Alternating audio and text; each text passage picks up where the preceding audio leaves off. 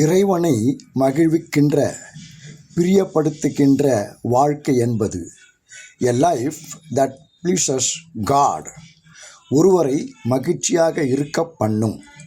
கடவுளுக்காக வாழ்கின்ற வாழ்வு என்பது பல மகிழ்ச்சிகளையும் அதற்கான பல காரணங்களையும் உண்டு பண்ணும் என்பதே உண்மை.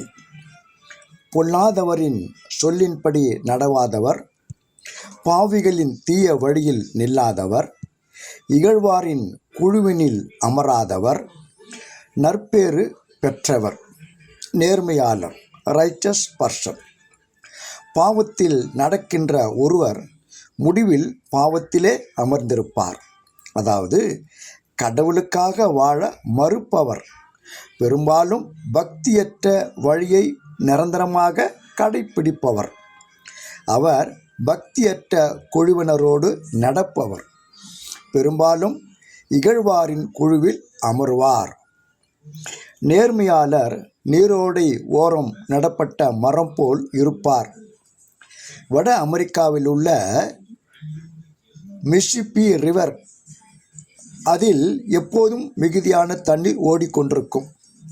அவைகளின் ஓரம் நடப்பட்ட மரங்கள் எப்போதும் வறட்சி காலத்திலும் செழித்து வளரும். அதே போல நம்பிக்கையாளர் ஒருவர் கடவுளோடு நெருங்கிய உறவு கொண்டிருப்பார்.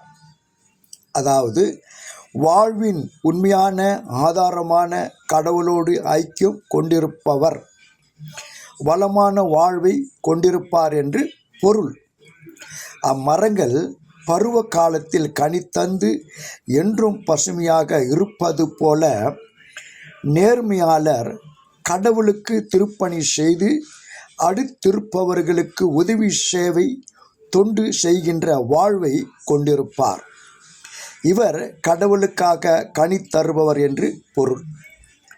மிகுதியான தண்ணீர் ஓடிக்கொண்டிருக்கும் ஆறுகளின் ஓரம் நடப்பட்டிருக்கும் மரங்களின் இலைகள் எப்போதும் உதிராமல் பசுமையாக இருக்கும்.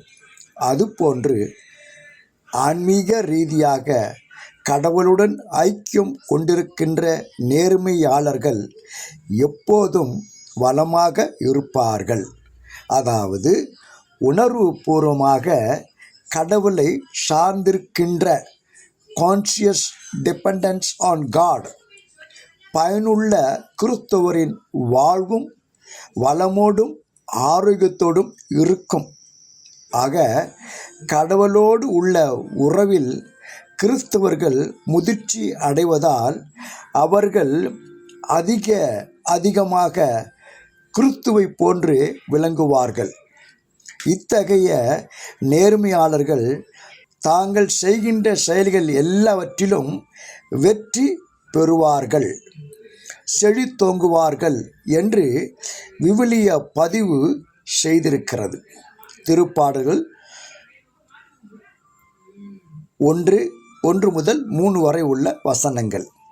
அது மட்டுமல்ல, கடவுளில் நம்பிக்கை வைக்கின்ற இவர்களே பேறு பெற்றோர் என்கிறது விவிலியம். எரேமியா 17ஆம் அதிகாரம் 7ஆம் வசனம். நம் குடும்பங்களும் திருச்சபைகளும் கடவுளையே எப்போதும் சார்ந்து, அதாவது அவரோடு நெருங்கிய ஐக்கியம் கொண்டு கடவுளை பிரியப்படுத்துகின்ற மகிழ்ச்சி படுத்துகின்ற வாழ்வை கொண்டிருப்போம். அடுத்திருப்பவர்களுக்கு பணி சேவை தொண்டு செய்வதின் மூலம் கடவுளுக்கு கனி கொடுத்து நமது நேர்மையை வெளிப்படுத்துவோம். சிந்திப்போம். கடவுள் உங்களை ஆசீர்வதிப்பாராக. ஆமேன்.